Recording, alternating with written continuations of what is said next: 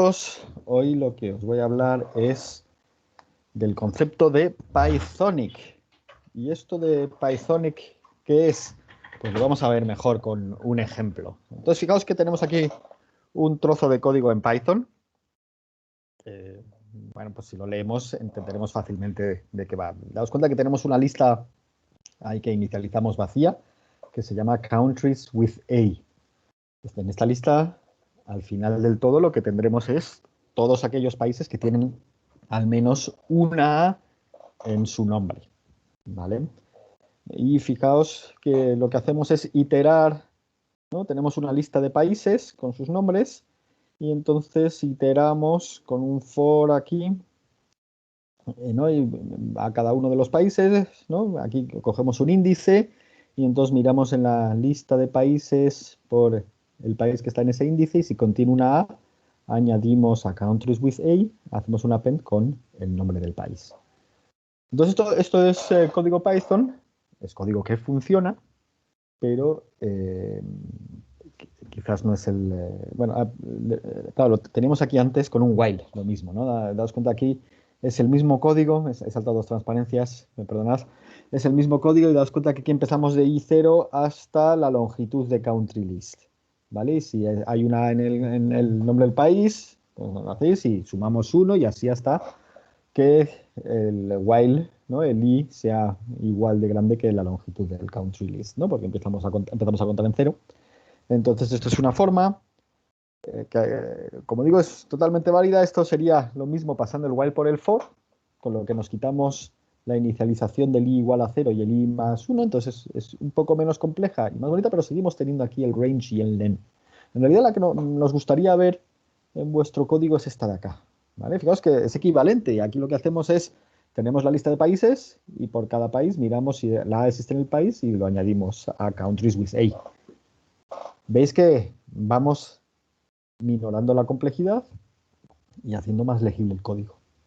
Esa es la idea un poco de Pythonic. De hecho, se puede hacer todavía más, que es con estructuras como estas. Esta es una estructura que no hemos visto en clase, que se llama List Comprehension. Y entonces fijaos que lo que antes teníamos en varias líneas, aquí lo resumimos en una línea, y entonces, que es básicamente lo que queremos obtener, una lista que se llama Countries with A, y esto es una lista porque vemos aquí los corchetes, y daos cuenta que la expresión está dentro de los corchetes, y es muy sencilla leer. Mira, veis aquí que pone for country in country list, me quedo con el país si A está en country, ¿vale? Entonces, es una forma más compacta, en cuanto tu ojo se hace a ello, más legible y es más pitónica. De hecho, en el caso más avanzado sería esto de acá, que es una tuple comprehension. En vez de tener una lista, el resultado es una tupla. Lo veis aquí, ¿no? Porque tenemos los signos de los paréntesis en vez de los corchetes. Entonces, una tupla es una lista que es inmutable y tiene, ¿no?, la ventaja, ¿no? O sea, la desventaja es que no la podemos modificar, pero ya que tenemos toda la lista de los países con A, en realidad no la queremos, ¿no? En principio no queremos añadir o quitar elementos, sino probablemente queramos iterar, ¿no?, por ella. Y entonces, para iterar, ¿no?, para utilizar la lista sin modificarla, es mucho más rápido tenerlo como tupla, ¿vale? De un orden de magnitud casi, ¿no? Entonces, fijaos que lo que viene dentro de los paréntesis es igual que los corchetes, se lee igual, o sea, me quedo con el país, ¿no?, de haber iterado for country in country list si A está en country, ¿vale? Y entonces esto nos da. Lo importante aquí que veáis es que hemos ido avanzando, ¿no? Fijaos, esto es Python y funciona, pero la idea hacia el pitónico es que tenemos lo que vamos a llamar idioms, ¿no? ¿no? Pitónico significa algo así como Python idiomático. Entonces tenemos estructuras que se repiten muy a menudo y entonces pues vamos a utilizar para esas estructuras fórmulas compactas donde quitamos toda la redundancia y se puede ver fácilmente qué es lo que queremos hacer.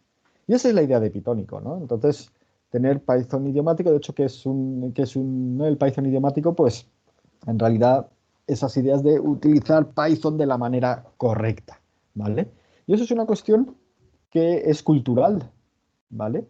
Hay cantidad de modismos, ¿vale? Que es lo que se diría ¿no?, los idioms, son modismos, para realizar una serie de tareas, ¿no? Y además en Python siempre es una única forma de hacerlo en un principio, ¿no? O sea, una vez visto, si tú quieres coger y filtrar elementos de una lista para obtener otra lista, pues tienes las list comprehensions que hemos visto de manera, ¿no? En las transparencias anteriores. Y esto es lo que comúnmente se denomina como Pythonic o Pythónico cuando lo traducimos. Y hay muchos idioms de Python, ¿vale? Hemos visto aquí una list comprehension y un tuple comprehension, ¿no? Pero hay más, y de hecho aquí hay muchos más. Vosotros conocéis muy pocos porque aquí en esta asignatura utilizamos Python de una manera un poco aséptica, una manera, ¿no? Digamos, el Python, ¿no? En esta asignatura pues no enseñamos a programar y cogemos Python como programaríamos pues con otros lenguajes de programación, con Ada y con C, ¿vale? Y esto de los Python idioms pues son maneras avanzadas de expresarse en Python. No pasa lo mismo con los idiomas, ¿no? Tenemos, ¿no? En los idiomas, cuando utilizamos los idioms en inglés, son frases hechas en inglés y que la traducción literal no tiene sentido. Y el castellano es muy rico en eso, ¿sabes? Eso, ¿no? Conocemos ahí el famoso libro From the Lost to the River, ¿no? Que viene a decir de perdidos al río, pues eso es una expresión española donde, ¿no? Traducida literalmente al inglés, pues no tiene ningún sentido. Pues lo mismo pasa con Python, ¿no? El From the Lost to the River expresa muy bien, en pocas palabras, una situación donde dices, ¿no? Ya lo tengo perdido, pues venga, pues echamos todo lo que sea y que sea lo que Dios quiera. Pues eso lo dices rápidamente de perdidos al río, ¿no? Y aquí pues viene a ser lo mismo, ¿no? En vez de tener unas estructuras muy largas y complejas, pues tienes, ¿no? Tienes estructuras más compactas y en general más fáciles de entender. Y hay muchos Python idioms, aquí tenéis algunos que hemos listado. Hay algunos que os sonarán, por ejemplo los decorators, eso que pone de @CSRF exempt, es un decorador, entonces aquí lo utilizamos, no lo definimos. Utilizamos los magic methods, guión bajo, str, guión bajo en el models, para que se imprima, y poco más. ¿Por qué? Pues como digo, aquí nosotros utilizamos Python de una manera pues muy aséptica, pero si vosotros quisierais profundizar en Python, pues os animo a mirar estas cuestiones. Hay muchos libros al respecto. Si miráis por Pythonic, hay muchos libros, hay también muchas páginas web y es una cuestión pues muy, muy interesante si queréis crecer en vuestro código en Python, ¿vale? Resumiendo, hay una cultura detrás del lenguaje de Python, ¿vale? Esa cultura está basada en crear idioms que son expresiones, ¿vale? Que permiten, ¿no? Expresarse, valga la redundancia, de manera más concisa y sencilla, ¿vale? Eso hace que nuestro código sea más legible, sea más mantenible y tenga menos problemas, ¿vale? Y una de las cosas interesantes de Python es que ha evolucionado en paralelo a esa cultura y entonces, bueno, pues ¿no? Los programadores profesionales en Python pues son muy Pythonics, ¿no? Intentan utilizar estas estructuras porque tienen ventajas, ¿no?